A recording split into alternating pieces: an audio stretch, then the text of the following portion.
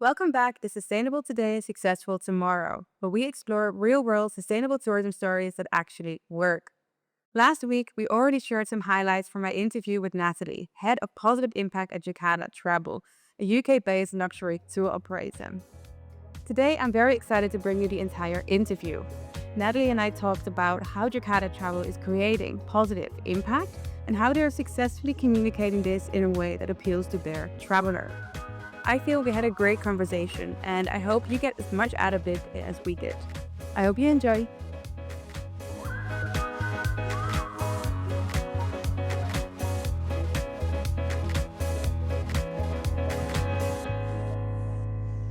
Sustainability is everywhere in travel marketing, but how do you communicate it with honesty, clarity, and appeal?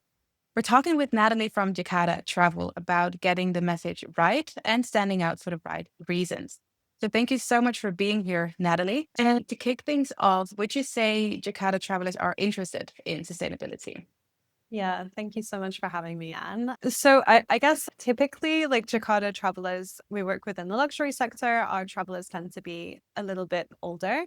And this isn't a market that people typically associate with an interest in sustainability. But we have definitely seen a huge increase in our travelers' interest in sustainability. And I think that comes through lots of different reasons, but we're seeing that backed up in data. So we've had last year, we had a 300% increase in travelers signing up to our dedicated positive impact newsletter, which is obviously a massive increase.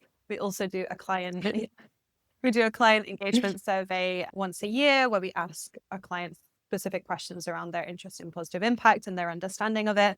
And we've definitely seen that year by year, they're starting to understand more, they're taking more interest, they're getting more engaged. So definitely, I would say our clients are interested in sustainability. And I think that in part comes through the way that we've been marketing it. So the brand messaging that we've been putting forward. But we've also seen in the way that we construct our trips is very personalized. And when we organize multi-generational trips, we've seen that like Gen Z is more involved in asking perhaps like their grandparents when they're organizing a trip, hey, like what's the impact of this trip? What kind of impact is the hotel having that we're staying at? And so we're Yeah, getting more of those questions starting to come through. it's really interesting to see like this quite a big difference in what you said, the older generation and Gen Z, but it is combining now because they're traveling together. Great, very interesting to hear. And I really look forward diving into this a bit more. But before we go any deeper, can you quickly introduce Yokata Travel to me? What is it that you offer? Yeah, absolutely. So Jakarta is a luxury tour operator. We offer bespoke tours to 80 different destinations across the world. And it's an incredibly personalized service where our clients would work with our travel designers who would put together very individualized trips based on customer preferences. Okay. And you talk about luxury travel. Like, how do you combine luxury with sustainability specifically? Yeah. I think this is a really great question. And actually, it's interesting because I think that in general, a lot of people ask me, like, oh, does luxury travel, can that be sustainable? Is that a thing? It seems like a bit of an oxymoron there. But actually, what we've seen, I think, in recent years is that there is like an action intention gap in sustainability. And although a lot of people are talking about wanting to be sustainable, sometimes the reality is Yeah. that the cost of sustainability is a little bit out of people's budgets, right? And so you've got the younger generations really wanting to have an impact, but they're not always putting their money where their mouth is. What we have in the luxury sector is the ability to be sustainable. The financing is To that spend you money can on it. spend money on Yeah. this. That's not an issue for our clientele. But I also think that there's two different paradigms of what luxury is. And like the old paradigm is extraction, consumption, flying everywhere, buying things. That's not the luxury that we're talking about here. And I think that's not how our clients define luxury either. The way that they define luxury is exclusive access to nature or authentic experiences, really feeling like they're in the moment. These things are very powerful and they can be done in a way that is incredibly sustainable, but also has the ability to be a force for good, to fund conservation projects, to work with charities, to work on community empowerment. Would you say then that the older generation would put their money where their mouth is, like more than, for example, Gen Z, because they have the ability to do it? Do they care more than Gen Z? Do you see the difference there? Yeah, I think there's definitely been studies to back up that Gen Z, despite having the best intentions, is not following through with sustainability in the way that they're talking about. And I do think that, yeah, that having the money to be able to do so is a luxury. Being able Yeah, to have a positive yeah, impact through your travels is a luxury as well. And I think that although it comes up quite high on people's list of what they want initially in Gen Z, it falls off the list very quickly when they're looking at the costs. And that's just not something that in the luxury sector that is an issue for us. We don't have those very tight budgets that might not allow for that yeah, luxury of having a positive impact. yeah. And so, yeah, our travelers definitely can afford to travel more sustainably, and we're seeing an increase in their interest in doing so. I would say the two generations against each other, very difficult. There's such different markets. And of course, Absolutely. like we don't only deal with just the older market, but our clientele do tend to lean more into that generation. I guess that's also a luxury for Jacada Travel to be able to work with these budgets and to make more positive impact there. Yeah. And you are head of positive impact at Jacada Travel. Can you elaborate a bit on what it is that you do? Yeah, absolutely. So I've been working at Jakarta for the last 2.5 years. Jakarta is a company that has definitely always been focused on the idea of travel being a force for good. And that's been something that's been in the ethos of Jakarta right from the beginning. But I think that before I started, there wasn't a dedicated department for positive impact. And when I joined Jakarta, I was involved in the setup of the Department of Positive Impact. And my job is that I oversee supply chain ethics across the 80 different destinations that we work with. And that means working with a lot of different stakeholders. So I work with our different partners. We have charity partners who bring expertise into Jakarta. We have educational partners who are able to facilitate trainings for our team in areas of sustainability and positive impact. We also work very closely with our parent company who do a number of social and environmental initiatives on the ground across the African destinations that they work within. I also work very closely with our DMCs as well.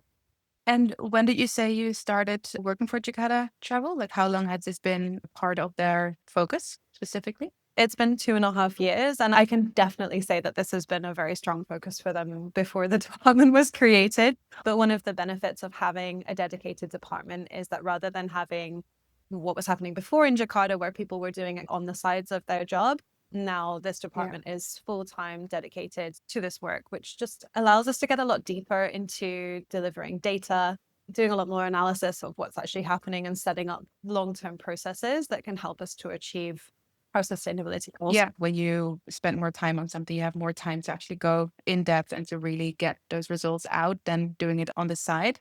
And then you being head of positive impact, I'm assuming you have a lot of input in what's being communicated about sustainability. Yeah, definitely. So I think I found it really interesting at Jakarta. Our marketing team is incredibly interested in positive impact.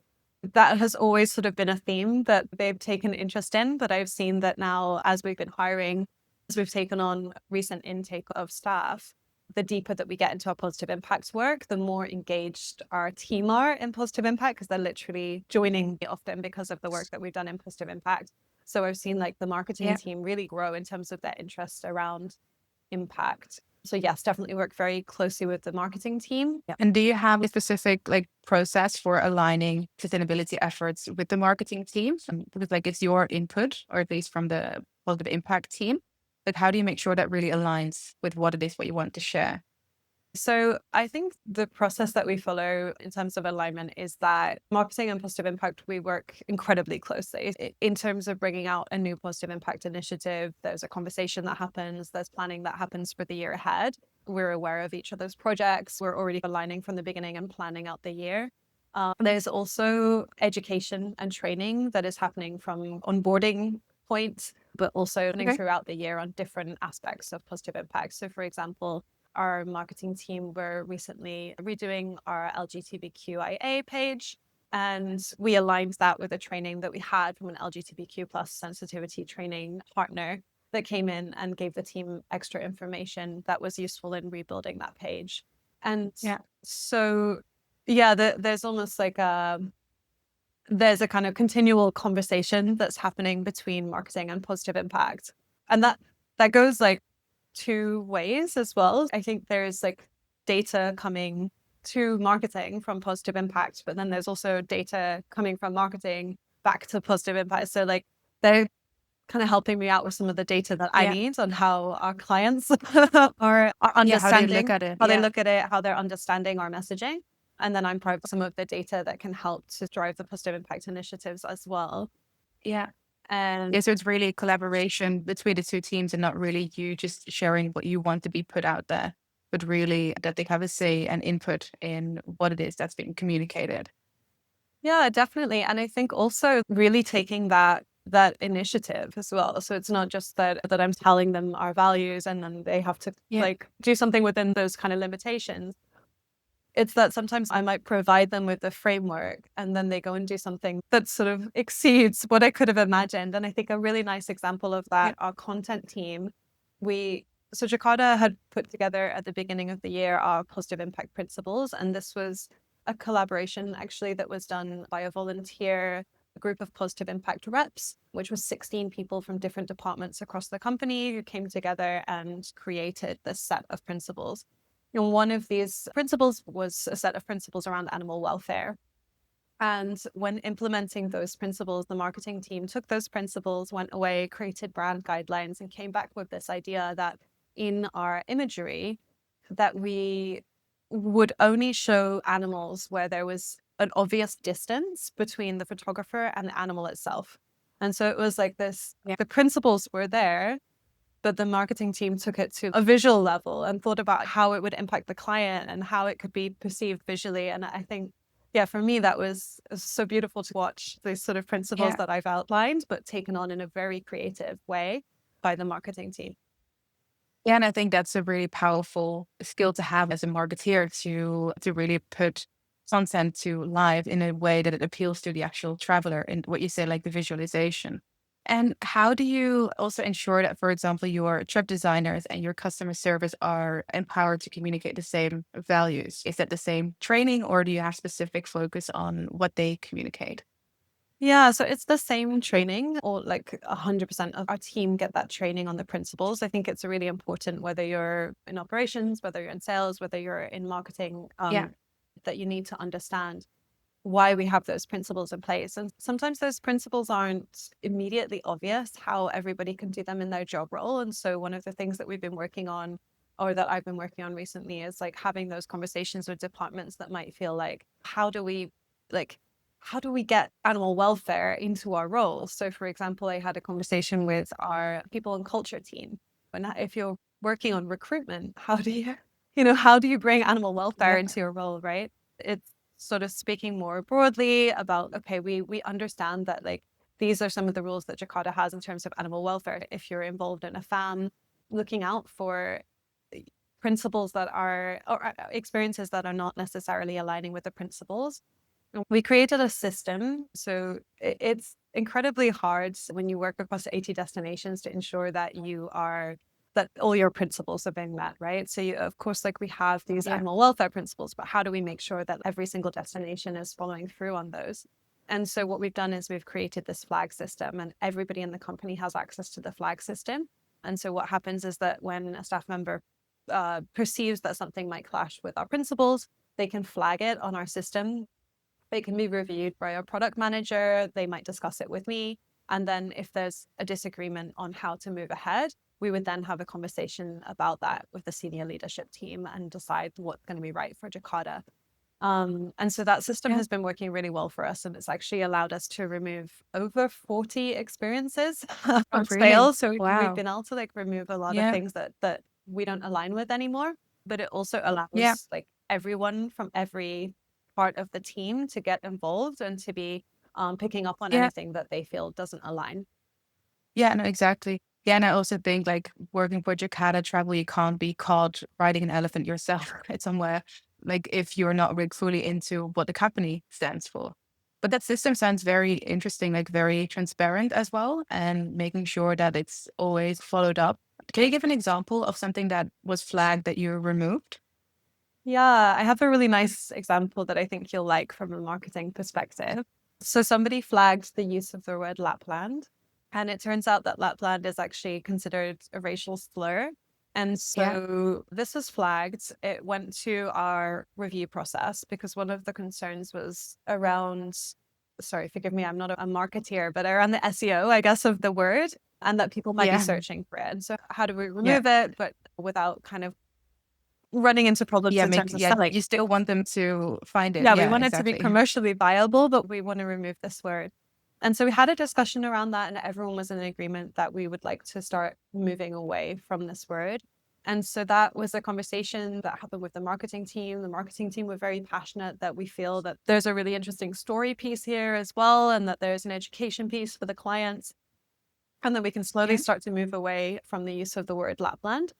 And I think that was a fascinating one. It's just like these, with our entire team of 100+ people looking at our website and making sure that we're really abiding by our principles, it actually holds us all accountable. And as a Yeah. 100% Absolutely. team, I can't have those eyes on everything. And so what I feel has been so important at Jakarta is really aligning everybody on these principles, empowering them to understand that they are a part of being able to have a positive impact, and giving them the tools that they can involve, and that they feel that they can flag Yeah. something with and not be worried about that.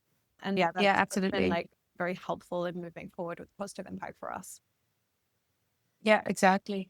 And then in terms of the Lapland story, like how did you communicate it to the client or the customer that you're no longer using Lapland? Because before that you have to use the word, which then for your SEO might still be there. But how did you solve that?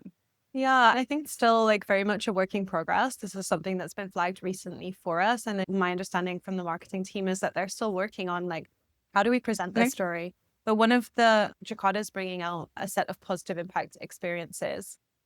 And within those experiences, we have chosen to take quite a strong focus on Indigenous owned tours and look more at like community-based tourism as a way to have a positive impact.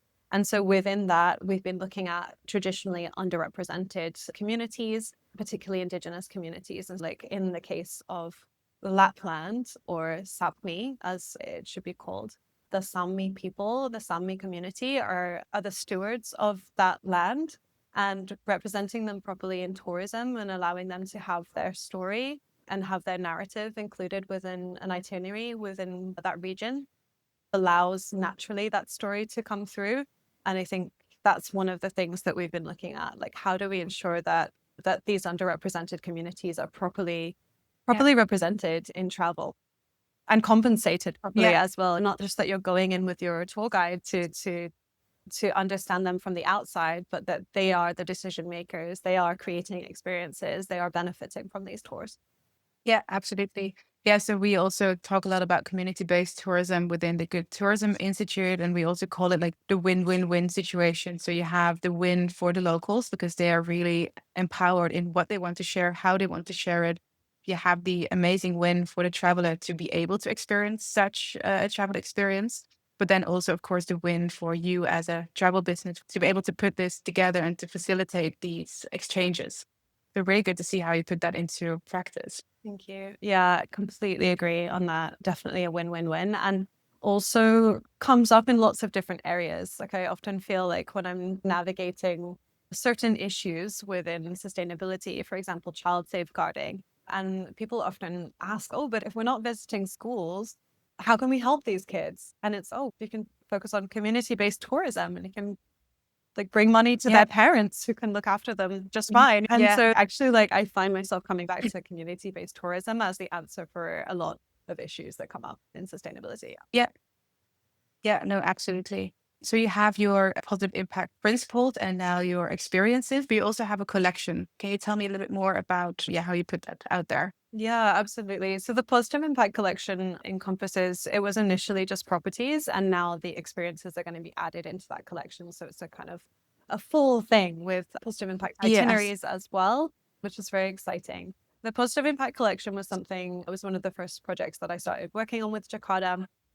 And it was a sort of a huge project where we took 500 of our best-selling properties. We sent them out a very detailed survey that was based on the Global Sustainable Travel Council criteria, but also had very specific questions around regenerative tourism. So we didn't want to just look at sustainability. We wanted to understand sustainability and how these properties were doing it. And we wanted a certain level of sustainability, but we wanted to then take that forward and also look at properties that were not only mitigating their impact, but also having a very positive impact. And so that's the idea behind the Positive Impact Collection, that these properties and these experiences are not just sustainable, they are transformative to the destinations. And so within that, after surveying, we got 200 responses back from our first survey. We picked out of that, I think it was initially around 60 or 70 properties that went into the collection. The collection's now expanded. I think it's at 120 properties. But these were properties that were excelling in every way. So they were sustainable as an absolute minimum standard. But then they were also doing these incredible projects where they were supporting huge community-based projects. They were supporting education, health. They were involved in large-scale conservation projects. They were protecting wildlife, protecting humans from wildlife, lots of different aspects. Yeah. Yeah, that's great. And then you also said that there was an increase in interest from travelers in the Positive Impact newsletter. But then do you also see that back in your booking data that these Positive Impact Collection accommodations, for example, are seeing an increase in bookings? Yeah, definitely. I think was a bit of a slow burn for us, I think. And initially we weren't seeing that step up. But I think as our team have had more training, as our newsletter interest has increased, as we've figured out how to appropriately label these properties and ensure that our clients understand, we've definitely seen clients take more of an interest. I think there was one of the things we realized, and perhaps one of the early mistakes that we made, was we'd picked out these points of impact about each property. We've highlighted like the features of what the property does. So this property is supporting 100 children with scholarships to university, let's say. Um, and that's great, but also the clients, But what's in it for the yeah, what's in traveler? it for the clients? And so I think we've started to do much more training with the team, both across the marketing team and also with our sales team, to help them understand like what are the co-benefits of this? How does the client benefit from this? And a few Yeah, examples of that, I guess, would be like, rather than just saying this property is protecting X hectares of land, of mangroves, let's say, really highlighting that like that means the client is going to have untouched access to nature. That there's yeah, not going to be absolutely. there's not going to be like another 5 hotels developing in the area of the Yeah, hotel, but it's going to be surrounded by beautiful, lush nature, or it's going to be quieter, or they'll wake up to the sound of bird song. Or okay, so maybe the property has an organic farm. That means that the client has access to healthy, delicious food that's fresh, that's farm to table, that's going to be yeah, this delicious produce that's not just coming from a farm. And so, yeah, we've yeah. worked more on those things. And I think through those trainings, through that increase in our understanding of where the client sits in their understanding of what sustainability looks like and the benefits to them, we've been able to increase client interest in properties that have a positive impact. Yeah, it's very interesting that you said like it's been a journey to tweak until you find the right messaging and communication on how to actually sell sustainability in a way that it appeals to your travelers. Because also, like we've discussed that before, like Gen Z travelers will be responding a whole lot different to certain messaging than, for example, the older travel group. And this is exactly what our main mantra is within the Good Tourism Institute when we talk about sustainable travel is you don't sell sustainability, you sell what's in it for the traveler, that it is sustainable.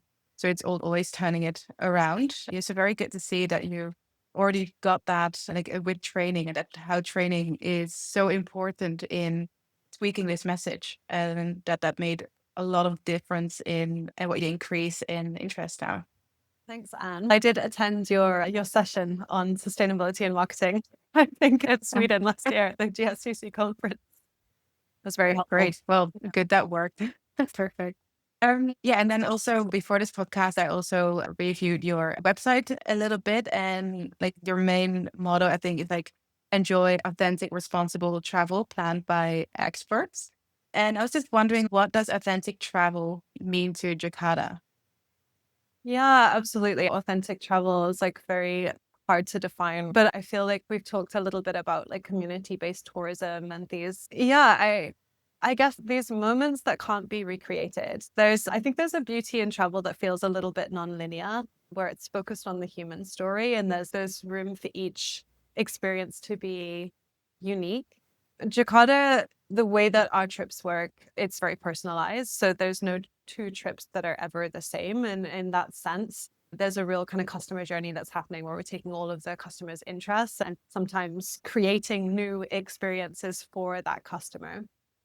I think one of the things that we've seen in terms of, for example, our positive impact experiences is we're allowing this conversation to happen between our clients and people who would not normally be a part of tourism. And when you do experiences like that, when you take experiences that have a more community focus, there's definitely a level of authenticity that just can't be recreated, where it's just like you're not exactly sure what that experience is going to look like because it really depends on how that community feels on the day, who Yeah. turns up. There's a really nice experience in Galoya here in Sri Lanka that's run by the Galoya Lodge.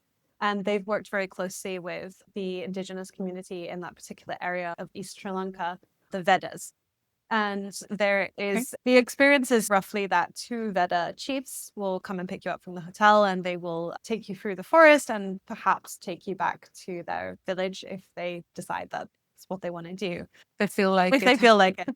But there's also the opportunity, like, there's also the chance that they just won't come. Like sometimes they don't, they might not come, or maybe one of them comes, or they decide that they want to go to a different part. These are not people who have traditionally done tourism. And so there's a level of authenticity in that it's completely curated by these people. And so the conversation feels very natural. It's not that they're just reciting a script. It's not that they're running a tour. You go on these like food tours and it's like someone's reciting a script that's been written by someone else.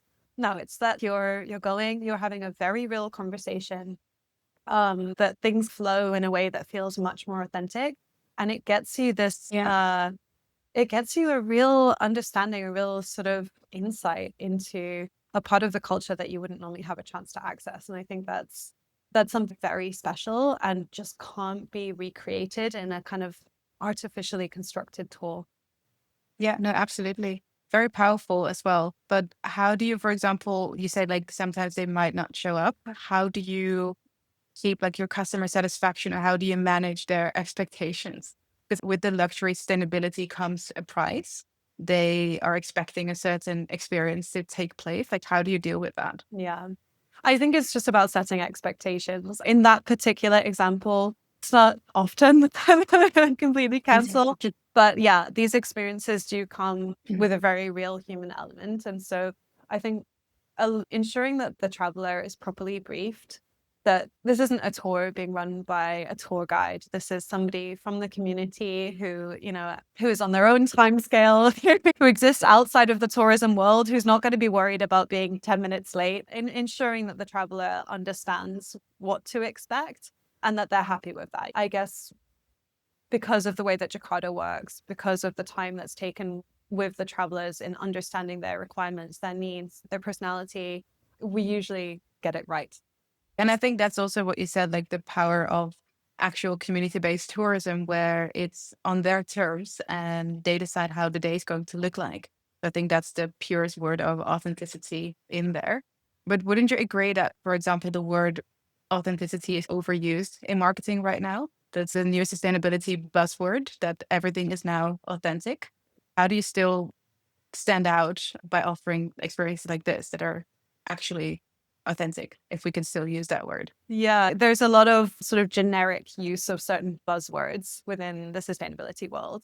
And I think the way that Jakarta has cut through that is that we really focus on measurable impact, tangible results, human stories. When we're talking about sustainability, of course, if we just use surface level language, it can be very generic when it's used across multiple countries, right? But if we start to talk about places and we think about place-based languages and the stories like that really are intrinsic to that particular region, that you would only find in that region. We can speak a lot more deeply about impact. It doesn't need to be like, oh, this is eco-friendly.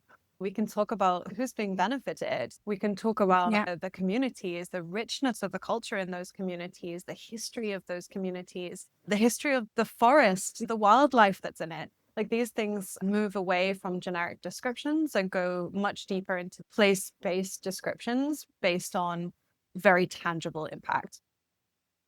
Yeah, so it's all about the context and the storytelling and the feeling that you connect to that buzzword. That's very true. And are there aspects of like a positive impact or in sustainability that you would deliberately avoid when communicating your story? Are there aspects you want to stay away from to avoid greenwashing, maybe? I think that when it comes to avoiding greenwash, I think that really has to start with listening. So the opposite of greenwashing is just like going back to the drawing board and actually like listening to what host communities, host destinations, DMCs, our partners have to say. And I think at Jakarta, we're in a continual process of listening. We're, for example, our animal welfare principles, we worked very closely with an animal welfare nonprofit. We really listened to what they had to say. We took on a lot of their advice, and that helped us to create our principles. We took a lot of advice from our DMCs. When I travel, I talk with the guides, I talk with people in the community. I try to get a wide understanding of how tourism is Yeah. impacting all of these different communities before making decisions on their behalf. And I think that greenwashing can tend to be that. And yeah, listening, I guess, is the sort of first thing. And then I think also just not to make vague claims. And I think, again, this comes back to the idea of being authentic, right? What does that mean? What's Yeah. the actual message behind it? And I think the way to not make vague claims is by focusing on collecting data. And this is something that we've been really pushing at Jakarta. So that started with our positive impact collection and the data that we were able to collect from the properties. We ended up using that to create a white paper where we actually did like a full analysis. So, okay, so like now we have this chunk of data. Let's analyze it. Let's like geek out on this, right? What can we find? What trends can we pull? Where can we see like room for improvement for our partners? And so we started to get a better understanding of, okay, this is the landscape we're working in, and these are some of the things that don't work. And these are some of the things that are cool that certain people are talking about. And okay, this country is doing this really well, but these countries are really struggling. And maybe there's some dots to connect. Yeah. So that data is absolutely essential to cutting through any vague claims. And I think that like what I do see is that a lot of companies still don't know how to work with data. And I think, again, when we talk about Jakarta and people trying to do a positive impact job on the side of their work, the reason why Jakarta saw a need to have a department is understanding that looking at data is not typically something that the tourism industry has expertise in. And I don't think there's many people working True. in travel that know how to analyze data, right? These aren't two things that go together. And so actually it really Yeah. helps to have a dedicated person or team of people who know how to take this data and really do something with it. And so I think that is crucial for travel companies. Can you give an example of how and which data really supported your message, for example, and what was the impact of your communication? Yeah, in terms of the message, I think understanding the properties. So for example, you have an idea in mind of which properties are sustainable, right? And so there's Yeah. a lot of properties that talk a lot. They talk a big game about sustainability. And so when I spoke with our team, our team had a lot of ideas on, okay, I think this property is sustainable. This property is always talking on LinkedIn about being sustainable. This property claims to be sustainable, et cetera, et cetera. And actually, when we got the data, there were certain hotels that, that that talk a big talk, but didn't walk the big walk. And that was really shocking to see that, wow, okay, like this isn't what it seems to be. But everybody was talking about those hotels being sustainable. And so it's like, actually, like you need to do your own research. You need to understand. And until you have facts and figures that can be properly backed up, there's no claim to Yeah. be made about sustainability. You really need to have that data to build. And then I think another place where data is crucial is in carbon emissions. And that's a great one for data, right? It's a very Absolutely. Yeah. complicated measurement system that really requires a deep understanding of data. And in fact, for that, we outsourced that. We had a team come in and help us with that. So we worked with eCollective, who have been absolutely amazing at Yeah. measuring carbon emissions across the travel industry. And they were able to analyze these huge data sets that helps us to understand how to move forward. And we're starting to collect carbon data from our properties so that we can look at that more closely. So yeah, there's many things that require data. Yeah, and I guess this is also where the Green Claims Directive is coming in, is that you can't make claims in the future when you're not actually able to support it with data. So what you said, like you could have a big campaign or promotion about your sustainability practices and everyone can believe that you're doing it, but you have to actually prove it before you can be considered sustainable. So I think it's a really good thing that data is becoming so much more important in this conversation. I think especially with sustainable tourism, we're kind of late to the party, as in there's data has been so important for industries worldwide, but only in tourism it's emerging now. Yes, I'm very happy with that change. Yeah, I think again, this sort of feel like the last few years feels like the first couple of years that travel companies have had dedicated sustainability people. I'm starting to see a rise in sustainability departments. And having these Yeah. people on that just means that we can work in a way that is different to how the travel industry normally works. So yes, there's a commercial aspect to my role, but I don't only work on it. I can also look outside of commercial interest and look at like our long-term goals of sustainability. And by being able to work outside of commercial interest, I can actually team up with our competitors. And when we're talking about huge data sets, often that's shared between travel companies. And so what Yeah. Jacada has been doing recently is we have been opening up conversations with our competitors about where we can work together to get this data. We recently, I won't drop names because I'm not sure that they're ready to be mentioned, but we've been working No with a couple worries. of our big competitors, other tour operators in the UK. And we've been working with a platform Great. called Hotel Resilience, which collects it allows you to send out a self-assessment survey to properties. There were 3 DMCs that were working on this project in Southeast Asia, and they were 3 competitors that had teamed up to basically get these surveys out to all the hotels that they were working with, because they realized that working together would allow them to collect a much wider spread of data. Yeah. So Yeah. And to be more transparent in what they're sharing. Yeah, exactly. absolutely. And so Jacada were the first tour operator to join Hotel Resilient, and then we brought on some of our competitors as well as our DMCs. And so we're trying to expand that. And basically for us, like the more people that are using Hotel Resilient as a platform, the more data we can get on different hotels, and the easier it is just to have all of that data in one place. And so Hotel Resilient Yeah. have again aligned themselves with Global Sustainable Travel Council criteria, which is, I think, definitely the way to go in the future, especially with the Green Claims Directive coming up. And it's that collaboration, I think, is also super important. It allows us to share the work. And yeah, I think when combating greenwashing, collaborating, thinking outside of the box of commerciality is like absolutely the way to go.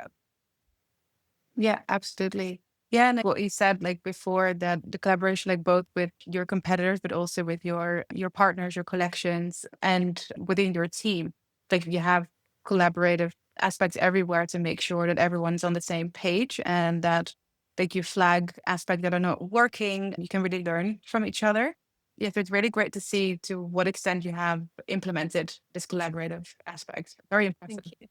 Appreciate that. No worries. And what do you think your biggest challenges are in communicating sustainability?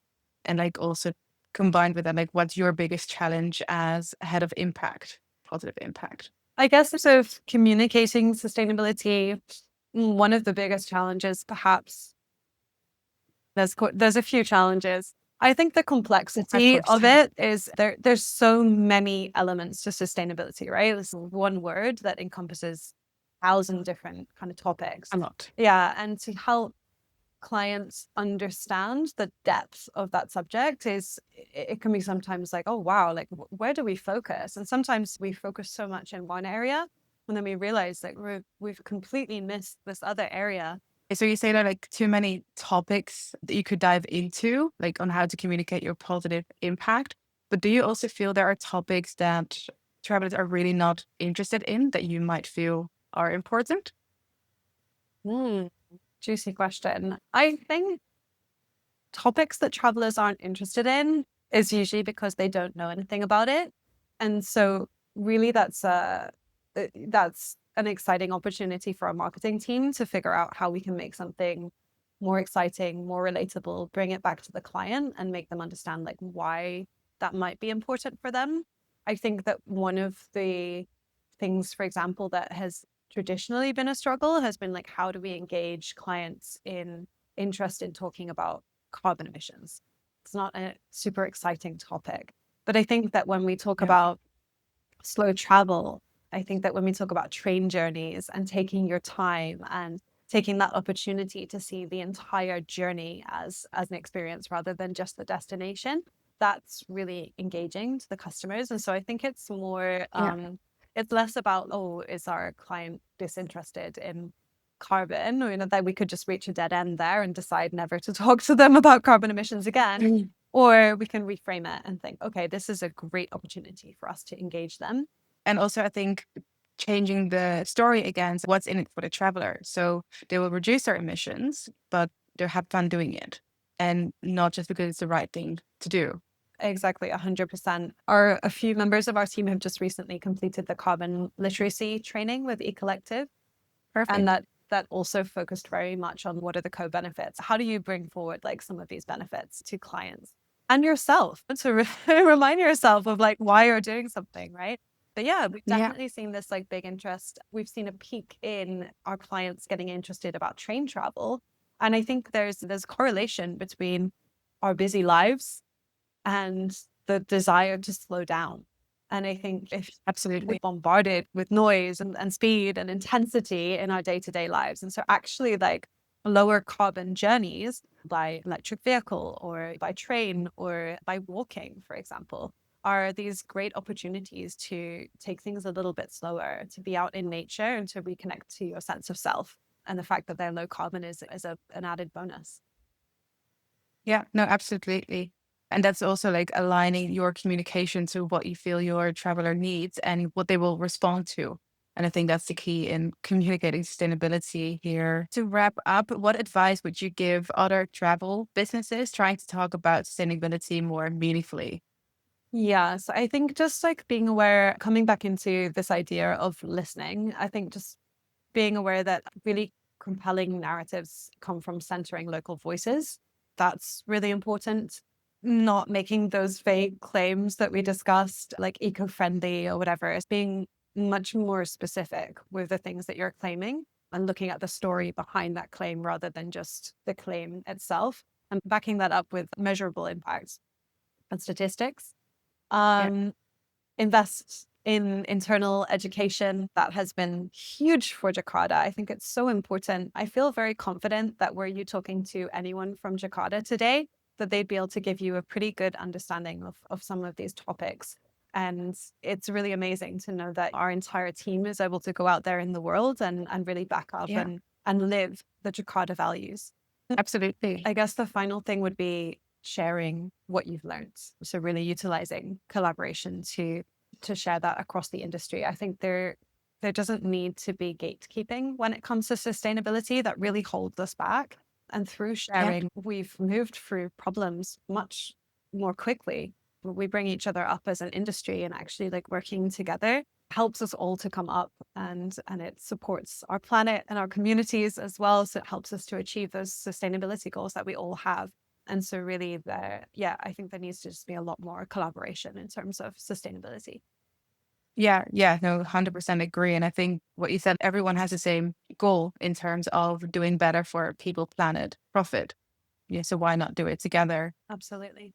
So thank you so much for joining us on the podcast. It was so interesting to hear what Jacada is doing, how you've gone from starting a positive impact team to where you are at the moment. A really powerful story, communicating sustainability in a way that really resonates with your travelers. And like the collaboration you've been into, the support of data, very promising. And I really look forward to learning more what you're up to in the future.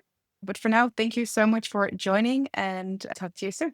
Thank you so much for having me, Anne. It's been such a pleasure. I hope you enjoyed the conversation as much as I did. There is so much we can learn from companies like Jacada Travel, and it's interesting to see how luxury and sustainability can go hand in hand. If you're enjoying the podcast, don't forget to like and share this episode. And also don't forget to subscribe to our channel to not miss any future episodes. Thank you for listening and hope to see you next time.